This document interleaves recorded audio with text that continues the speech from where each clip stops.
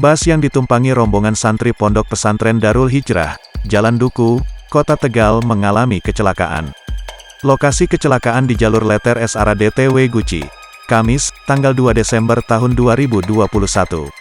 Kecelakaan terjadi sekitar pukul 15 waktu Indonesia Barat. Bus mengalami remblong, hilang kendali di turunan Guci. Bus berisi rombongan santri itu melaju dari arah atas.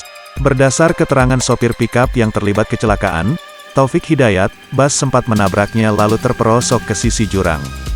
Jumlah santri yang berada di dalam bus sekitar 30 orang dan supir.